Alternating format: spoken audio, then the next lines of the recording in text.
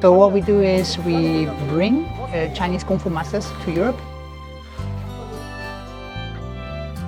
My name is Jesper Lundqvist.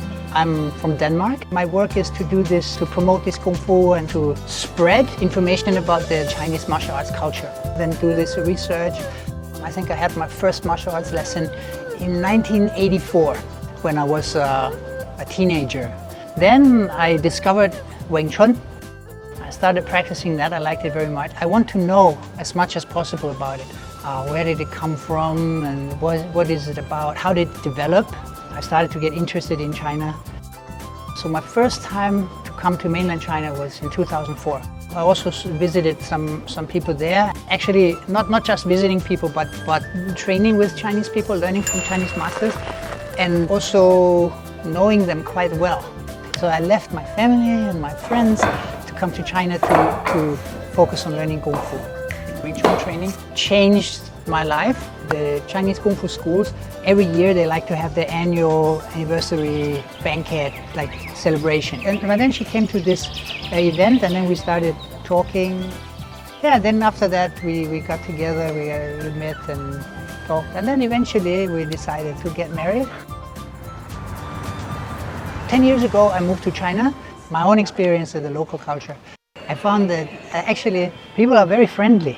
And they're also very open.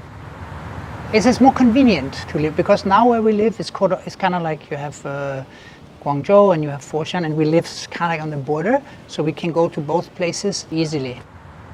We had some friends who wanted to come over and learn some different Kung Fu, so we took them around. And then to arrange these things, then we got to meet more and more people. Then we found out that there are a lot of people, they're very good masters, and they want to teach, but they don't know how to get in touch with these Western people. So they don't have a platform, and also the language is a big barrier. And you can see very often when people wrote about Kung Fu, they actually have very limited experience with China. And also when it comes to Kung Fu, there are many misunderstandings because of the way things are presented. So we wanted to kind of like build a bridge. We want to introduce these choices to people. We actually formed a company to do this. So the mission of this company is to spread information about the Chinese martial arts culture.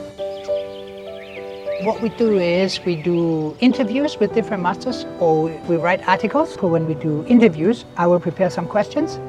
My wife will translate them, and then we will ask them to the Sifu, the master, then he will answer, and then we record it. Then my wife will translate the edit, send it to the master, and then once it's finally approved. So this is how it works for the interviews and the articles. Altogether we have talked to more than 100 people, and in the magazine we have published more than 20 interviews. And we have been to many different places like Foshan, Guangzhou, Zhaoqing, Dongguan, Hesan, Shunde, and Hong Kong.